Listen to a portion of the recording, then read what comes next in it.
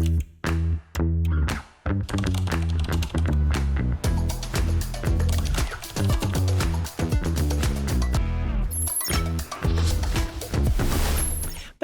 and welcome to Inside Albania with me, Alice Taylor. Today I am joined in the studio by the German ambassador to Albania, Mr. Carl Bergner. Carl, welcome to Inside Albania and Albania because you're quite new here. Thank you very much for making time for me today. So I've got a long list of questions for you today. We'll get through as many as we can. But let's start with the serious ones before we get to the fun stuff. So first of all, I want to talk about Albania's accession to the EU, because obviously France and Germany are very instrumental in this process and have had a lot of involvement so far. But I want to ask you from the German perspective, so not the EU as a whole, what are the main concerns, or to put it more diplomatically, the main challenges that you see Albania is facing right now in terms of accession? Well, first of all, of course, I would like to talk about the reasons why we are so much in favor of Albania's accession and the accession of the whole Western Balkans, and also of some other states in the eastern neighborhood, namely Moldova, Georgia, and Ukraine, of course, to name the big elephant in the room. We think this is, in these times of a war with a state within Europe, with Russia, a geostrategic necessity. It's not the only reason. We think, in particular, as far as the Western Balkans is concerned, this is just coming home of a region that always has been very important for Europe. That is surrounded by the EU. So we feel this is a process that is long overdue. We have tried to promote this through the Berlin process that started in 2014 already. And since then have worked on aiding, helping this process. Of course, this is a marathon. This is not a 100-meter sprint, a short-distance sprint. It's a long-term issue because it needs a transformation of the whole society. I should say that also in Europe, with the founding member states, the 6 member states that created the European Union in 1956, this is an ongoing process. We are not also 100% fulfilling. And of course, for member states or candidate states who want to accede at a later point in time, it means they have to adopt the whole, what is called the acquis, which is the whole set of regulations that take place within, or have taken place, have been decided within the EU. And that means quite a lot of work legally, a lot of adaptation of laws has to take place, but moreover, a fundamental transformation of the society, of the political system as a whole. And there, I don't tell any secrets if I say that we are at the beginning of the process. Albania has made quite a lot of progress in the last years, which leads to the opening of negotiations, hopefully by the end of the year or beginning of next year. But as I said, this is a long-term process that will not be finished by the end of next year, I'm afraid to say. Now, I've lived here for 6 years and I've seen a huge transformation in Albania in many, many different ways. Of course, there are some things that have maybe not improved, but overall things have got a lot better. But I think people, and you mentioned Ukraine and Moldova and Georgia, I think some people are perhaps a bit worried they may pip them to the post. You know, the Western Balkans has been waiting for a long time. What would you say to people who are concerned about this, being left behind? No, I would say they should rather take this as a fact that adds new momentum to the whole accession discussion. Yeah, because it's now very clear that we have to strengthen these states against the aggression from Russia. and that perspective, EU perspective, we're not talking about, as I said now, with regards to Albania. We have, of course, to be aware this is a long-term process that will not be finished in a few years. But to give the perspective is very important to strengthen their resilience against the Russian aggression. Mm-hmm. You said not something that's not going to be finished in a couple of years. Charles Michel said 2030. I asked the Prime Minister of Albania, he said, well, he's not going to be here then. All of the people who are in charge of this now are not going to be, in a year, 2 years, not going to be part of the process. Do you think 2030 is realistic in the context of this need to bring countries closer to the EU? Well, there I would quote the President of the EU Commission, Ms. von der Leyen, who said, it's not really useful to set a fixed date, to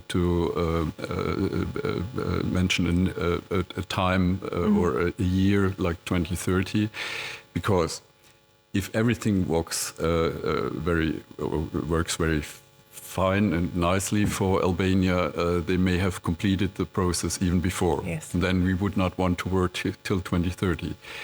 If the conditions are not right and not fulfilled, then 2030 would be also a void promise, because the decisive point is that all the accession criteria are being fulfilled.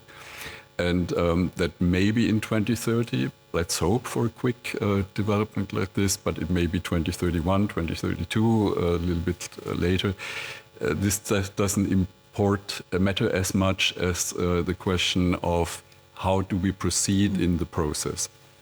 And I wanted to ask as well about the so-called Franco-German plan for sort of EU reform, as it was dubbed. Obviously I follow EU news and policy for my job, so I know it, but our viewers may not. Can you give us a brief sort of almost layman's explanation of what it is and what it means for Albania? I will try to do that, because I feel it's important that we make very clear how all these more technical aspects affect the daily life of your listeners, of the citizens of Albania.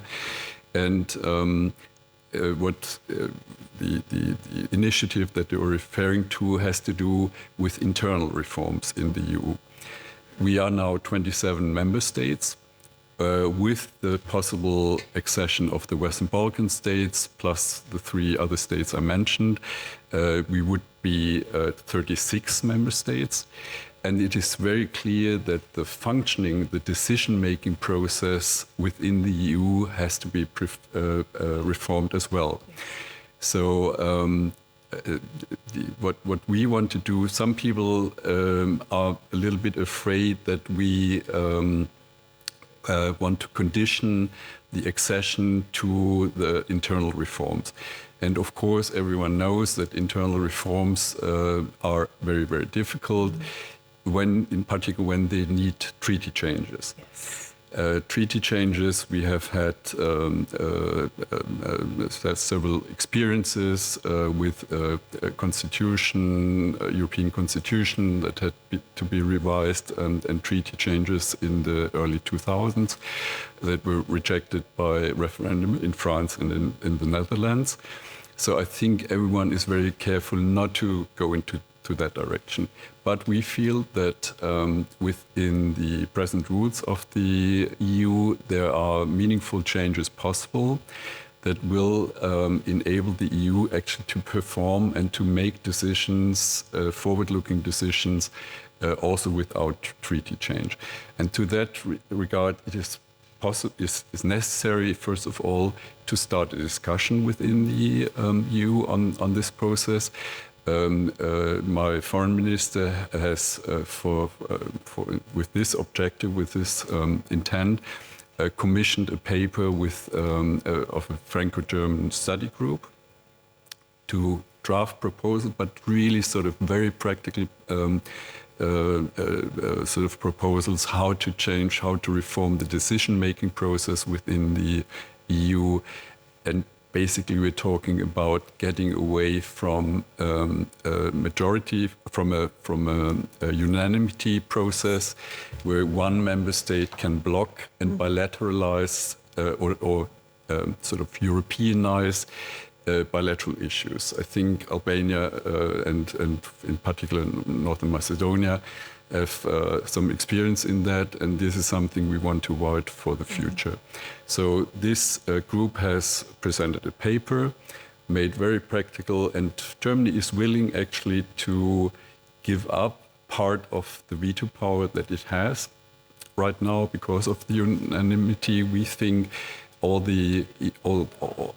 maybe more important also for the smaller member states, we should really look for ways where we get to majority decision making, perhaps step by step in increasing number of areas, but get away from unanimity, which is blocking in many cases the way forward. Now, I want to talk about some of the things that are happening within Albania.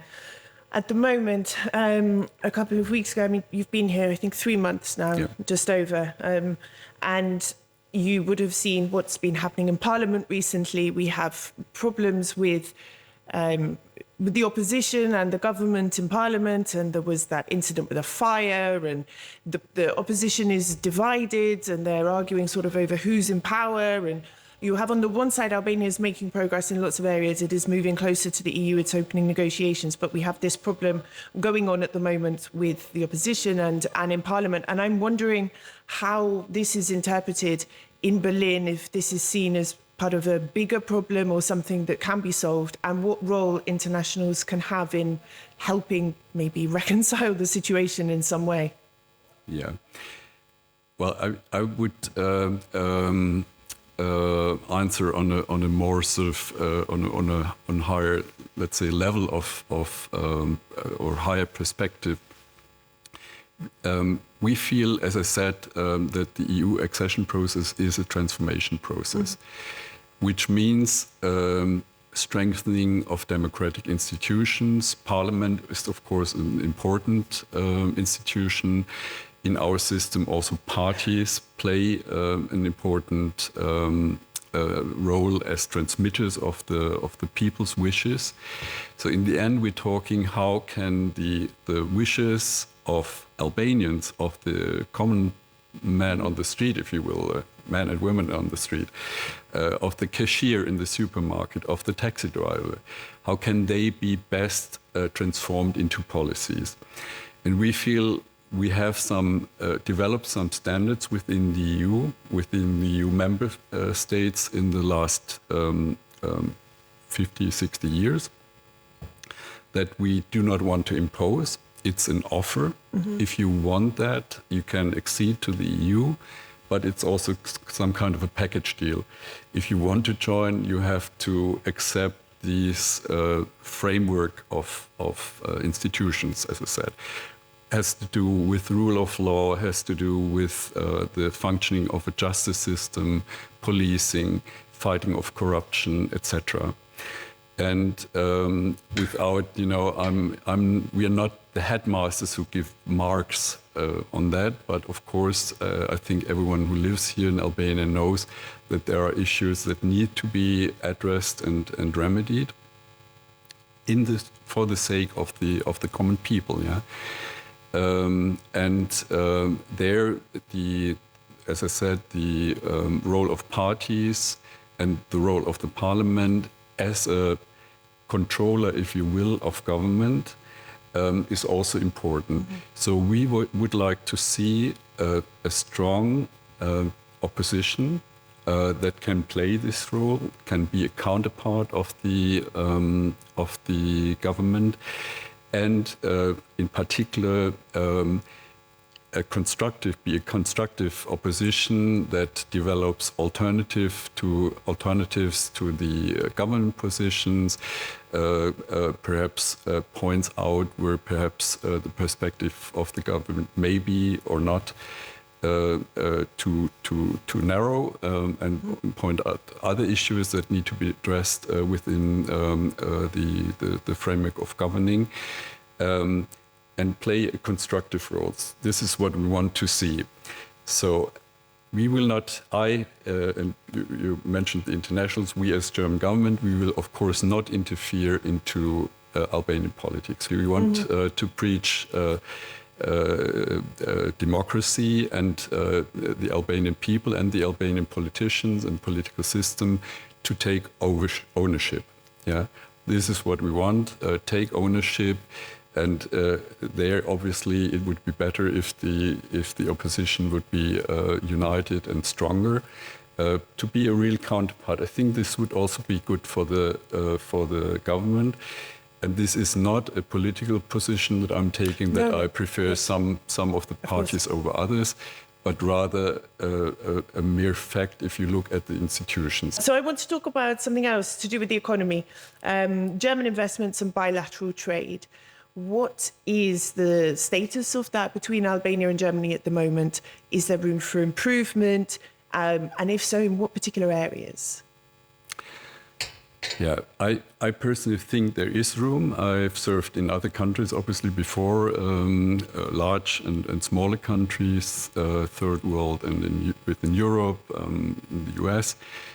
So I would say, given that, the status in particular of direct investment, German direct investments, but also of bilateral trade, has room for improvement. I feel, there is more room to bring German direct investment here, which, by the way, would help in two areas. There is, of course, one issue that comes up in almost all the conversations I have with government, which is brain drain. And of course, people want to leave, and one could now have a separate session with you on this issue only. Yes. The reasons why they want to leave, and on the other hand, in Germany there is a huge need for workforce. Also because all the delivery chains have been broken during the time of the pandemic. There is the phrase is de-risking now and trying to actually establish delivery chain in the near neighborhood. It's called nearshoring instead of offshoring and producing in Asia. And I think in that respect, Albania offers quite a lot in a trained and motivated workforce, as I can see every day in the embassy, for example. And this needs to be more promoted in Germany. This is my task, and also with the new Albanian ambassador, Alia Sakici in Germany, we are working on how better to promote this.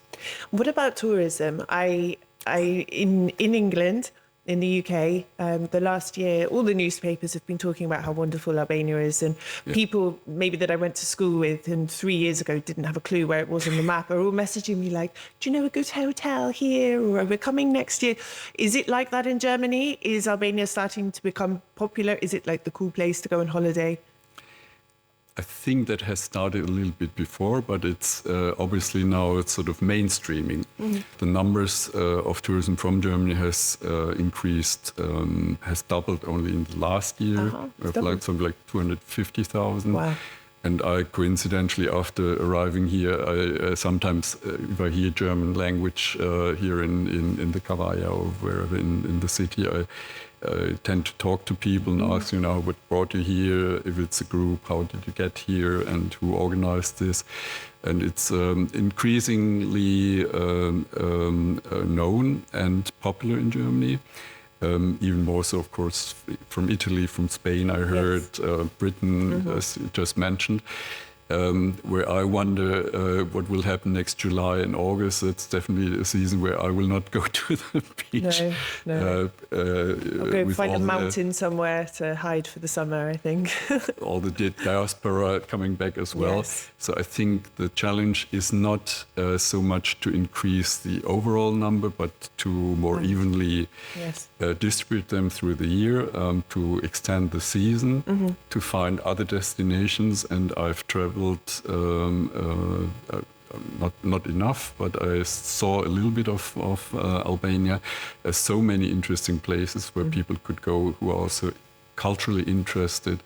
and perhaps in the end also invest more into there and leave more money locally. We touched on this briefly when we were talking about economy, but I want to talk about migration, because there is a big Albanian community in Germany. There is still a problem with Albanians seeking asylum in Europe, although this has dropped a lot, both in the UK and in other countries in Europe. In recent months, it's dropped quite a lot, which is good. You also have a lot of doctors and nurses from Albania in Germany as well. What is the situation in terms of asylum with Germany now? Are you still getting lots of Albanians, or have you seen a drop like elsewhere? There has been a huge drop. I think this has reduced the pressure actually to seek asylum, because the acknowledgement rate for asylum is basically for Albanians almost zero. Yeah. And we have a very good program with the Albanian government to return.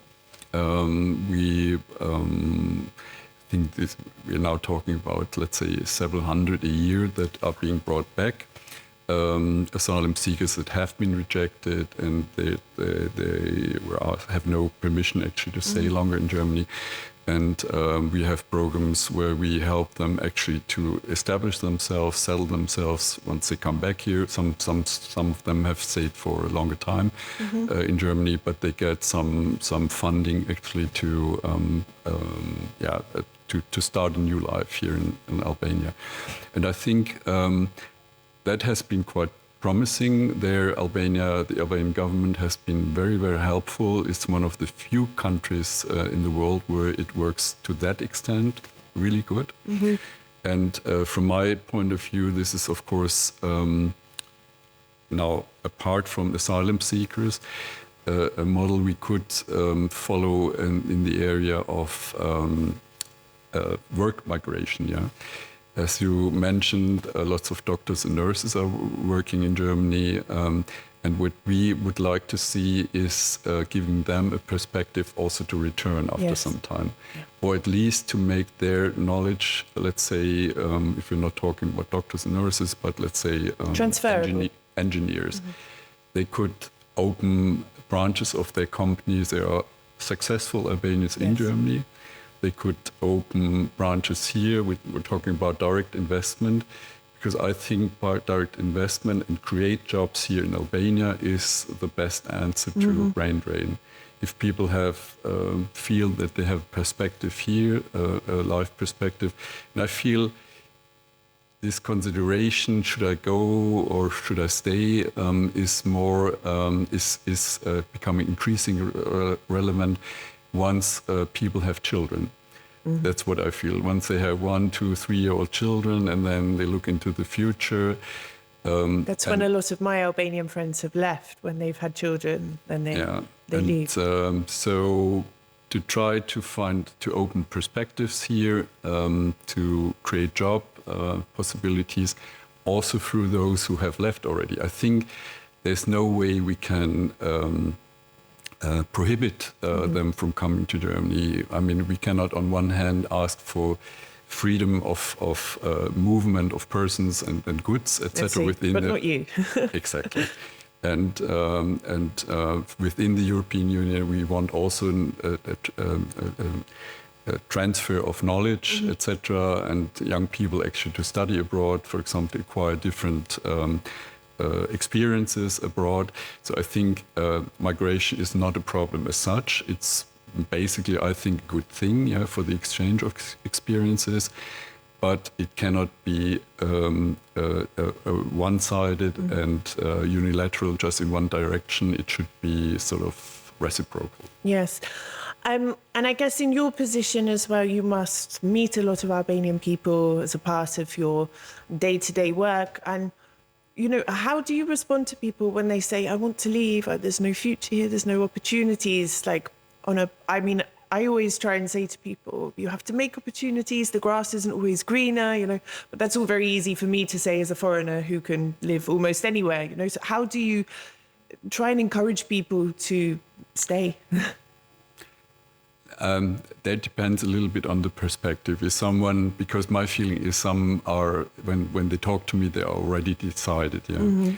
And then someone who is already on a packed suitcase, to tell them it's not a good idea, you know, it's not, also Germany, for example, we have so much, there's so much misconceptions about Germany, also not here in Albania, but more so in countries where I worked, also Afghanistan, for example, that we felt the need actually to establish a website, Rumors About Germany, yeah? And you don't get automatically a Mercedes-Benz when you arrive in Germany, you don't get a house and a bride.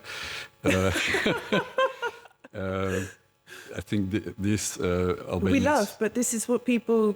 And sorry to interrupt you, but you know, I was saying this when there were so many Albanians going to the UK and they see these things on TikTok, you know, the fancy cars, and I'm like, my dear, you're going to be sleeping 12 people in a room, you're not going to be able to get healthcare, you know, nothing, you won't exist, it's not like this, you know.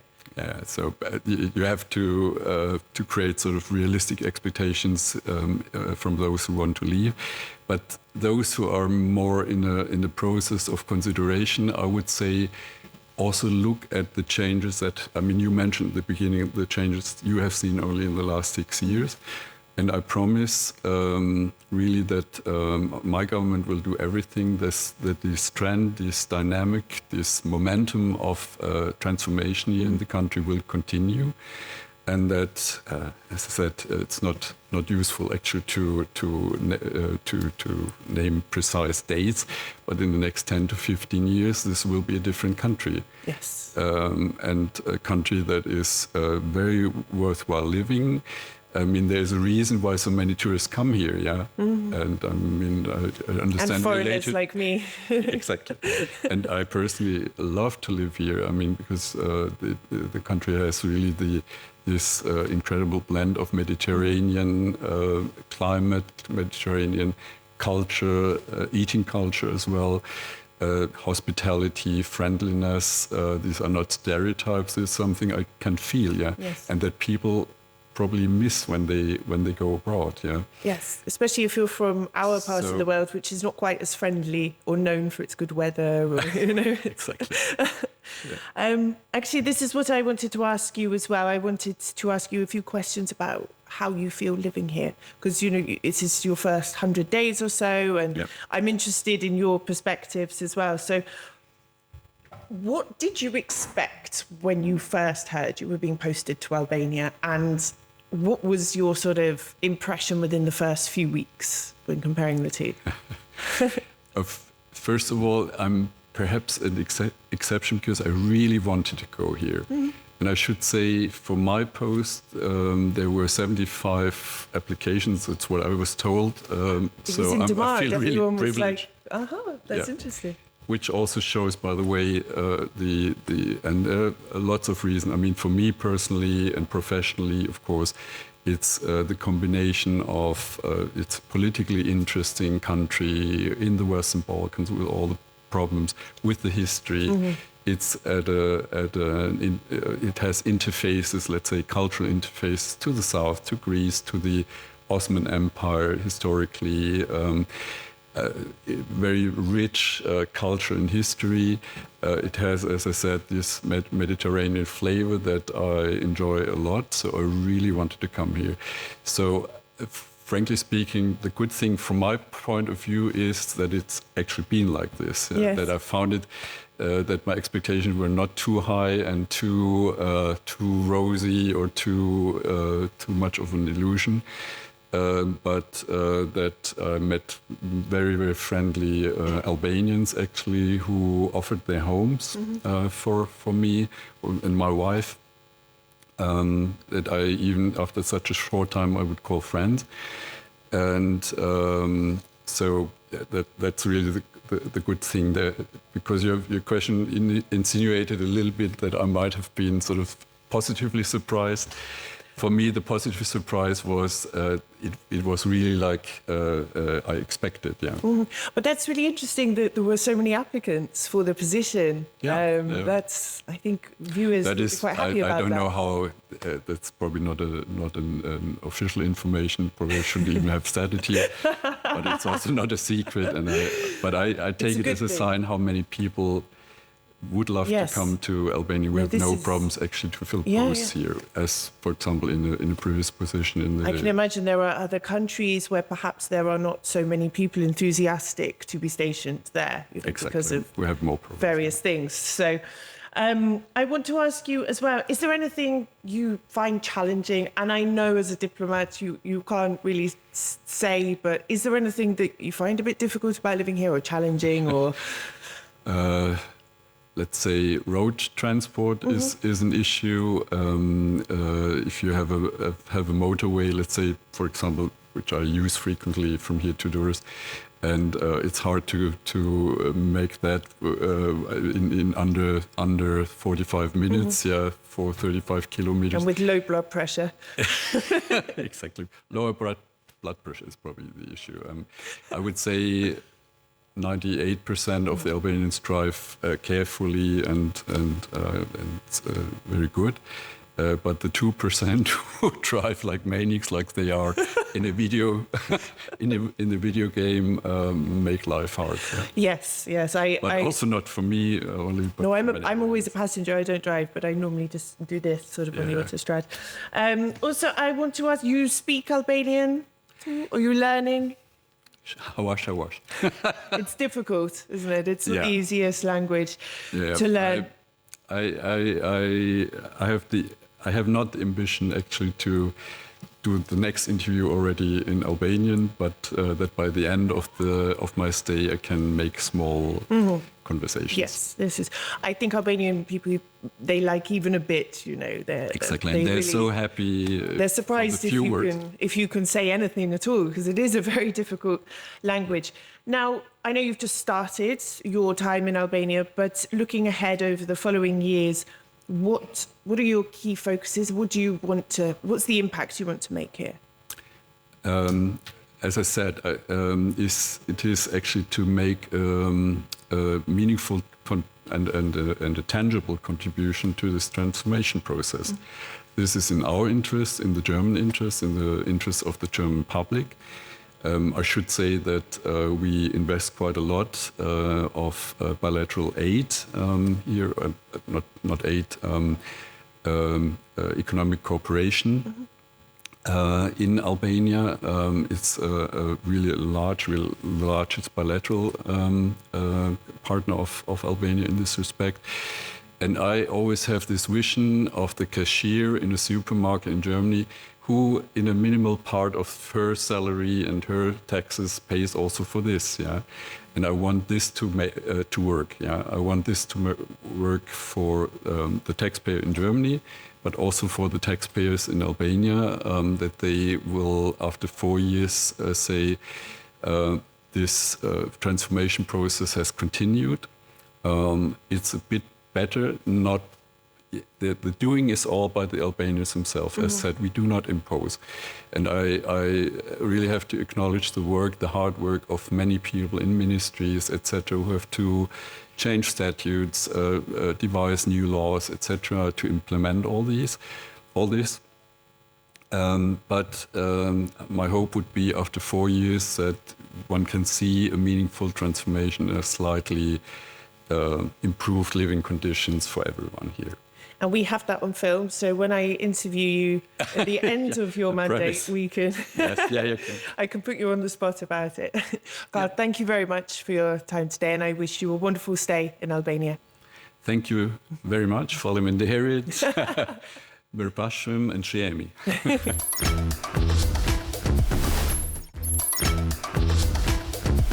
Recently, I came across a report from the Regional Cooperation Council on the security fears that residents in the Western Balkans have. Now, amongst the data, it found that 68% of Albanians believe the region is a safe place to live, compared to just 45% of Kosovars.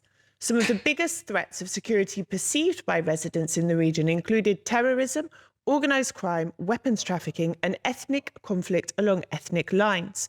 Citizens were also worried about the impact of war on the economy and cyber threats, including fake news and disinformation. Furthermore, some 80% of those in the region wanted more collaboration between their law enforcement officials and the EU and NATO.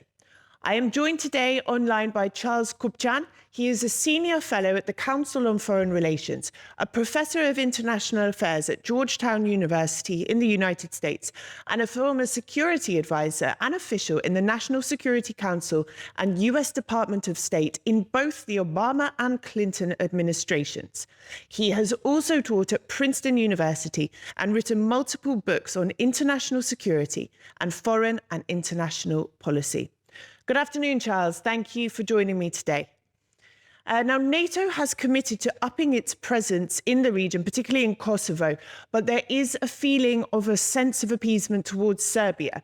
Now, this is at a time they've bumped up the number of troops along the border, strengthened ties with Russia. Do you think that the fears of Kosovos are grounded in any fact? And do you think the outbreak of war along ethnic lines in Kosovo is a real threat to the region? Well, there's clearly a risk of violence, and that's self-evident from the fact that we have seen several bouts of violence, most recently in northern Kosovo and Bansk.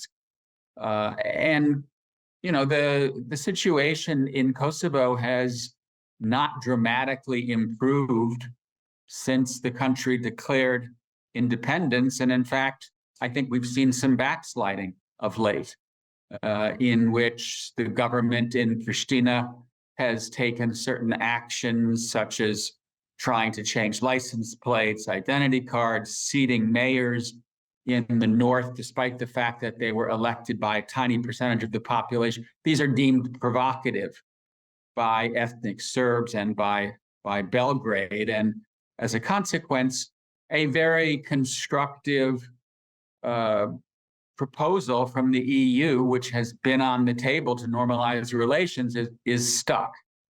And we heard reports of the mobilization of the Serbian army along the border with Kosovo. NATO has been talking about a permanent increase in the size of its force in Kosovo. So yes, one has to conclude that isolated cases of violence are certainly likely, and those isolated cases of violence can escalate. Now, I saw some previous comments of yours that you made to Radio Free Europe. You said that holding an election in the north, putting ethnic Albanian mayors in the north after Serbs boycotted the election, and pushing ahead with the phasing out of license plates were issues that stirred the pot. But my question is, if Kosovo is a sovereign state, is an independent country, are these not normal, regular, expected things that a state has the right to do? Are they not actions considered reasonable? Well, there's no question that Pristina has a legal right, a moral right to want territory that is technically part of Kosovo, a sovereign, independent Kosovo, to attach them to the central government and to integrate them into a broader multi-ethnic society. Whether the steps taken by Mr. Kurti are productive, are constructive, is a different matter. And I do think that the current government has, in some ways, taken steps that have damaged Kosovo's case in the court of world opinion, in the sense that really going back to the initial war, the NATO intervention that led to the separation of Kosovo from Serbia, the court of world opinion was on Kosovo's side. And Serbia, Mr. Vučić, those that came before Mr. Vučić were seen as the problem. And you now have a situation in which the United States and the EU have been leaning on Pristina and have said, now Pristina is the problem. It's taking actions that have not been helpful when it comes to advancing the parties toward the deal that the EU has put on the table. So even if what Kurti has been doing is legally and morally justified, it may not be politically wise. Citizens in Kosovo are also fearful of organised crime and arms trafficking. We saw the attack in Banska recently, where huge amounts of weapons were brought into Kosovo under the nose of NATO. How bad is the situation with weapons and arms trafficking in the region? Well, I think that the situation in the Western Balkans, broadly speaking, is very problematic. We know that there is large-scale trafficking of weapons, smuggling of weapons, human trafficking, and I think in many respects, this problem stems from weak states. It stems from governments that don't have the capacities that we normally associate with the modern state, in the sense that they don't have complete control over society. They are unable to use police forces, bureaucracies, ministries to gain control over these flows of weapons and people. And in some ways, I think you have to get at the root of the problem, which is to build state capacity. And building state capacity over time requires the Western Balkans, I think, to be integrated into Europe.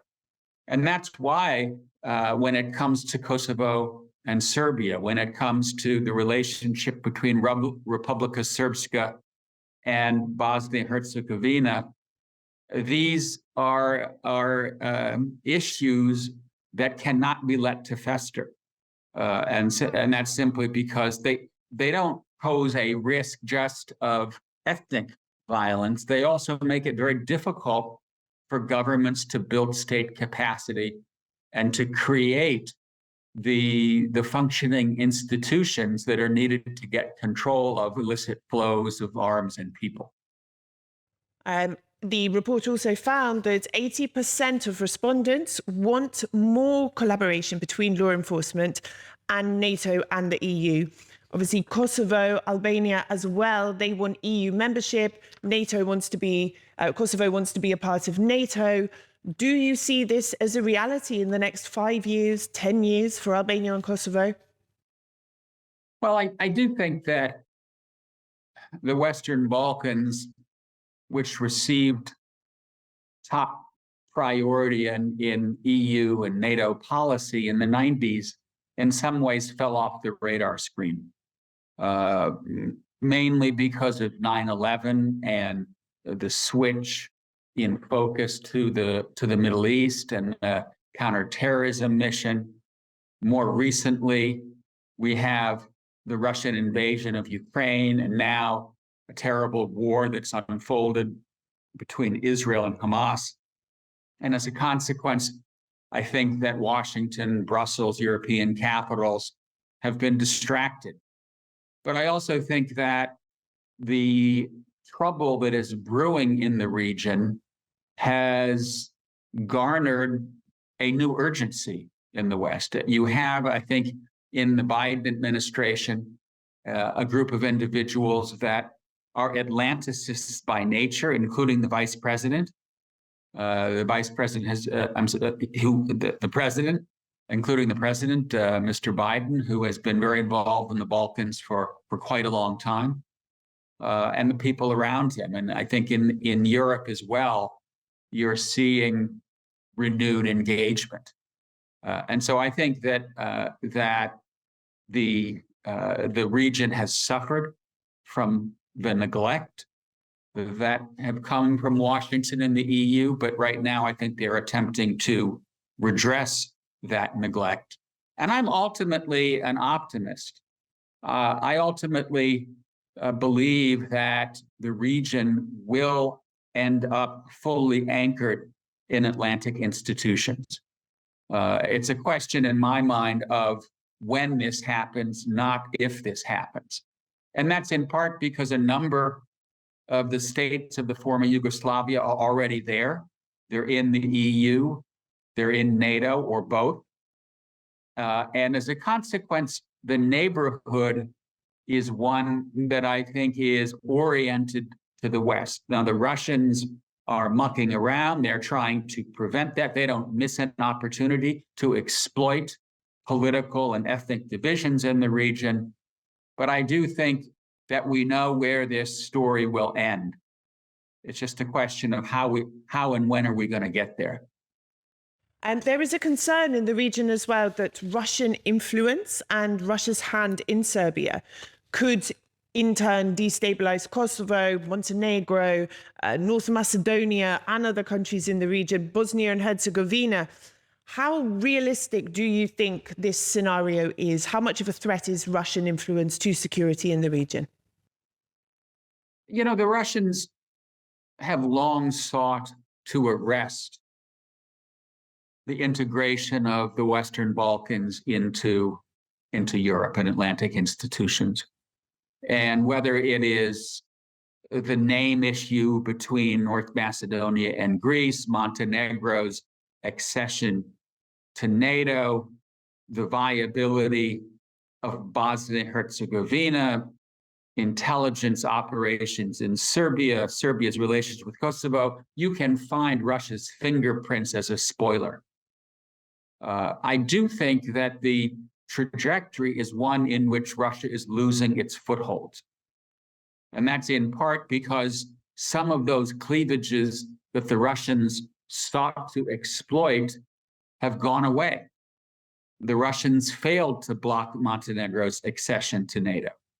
The Russians failed to prevent Greece and North Macedonia from arriving at an agreement on the name issue.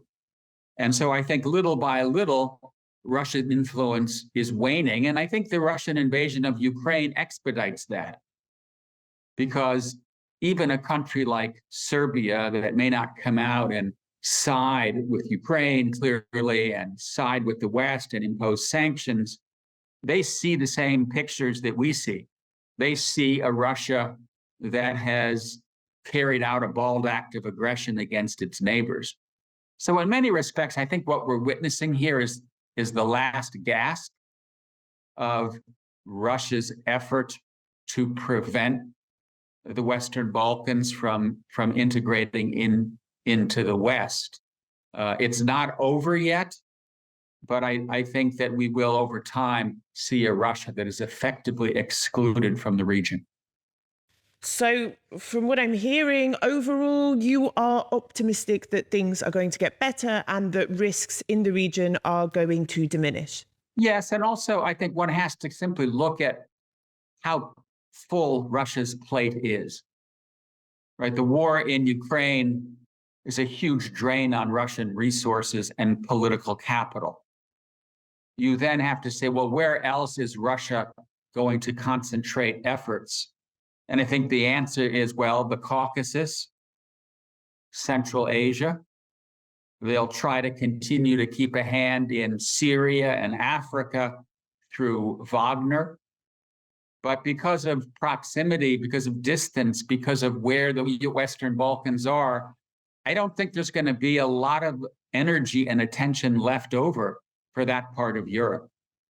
And so to the degree that the Russians are able to continue to play the role of spoiler, I think it will end up being in places closer to home, in particular the Caucasus and Central Asia, simply because it's easier to do it there than it is in the Western Balkans. Charles, thank you very much for your time. That's all for this week. Remember, you can tune in to Inside Albania every Saturday on Euronews Albania, on our YouTube channel and across all major podcasting platforms. Miropavshim.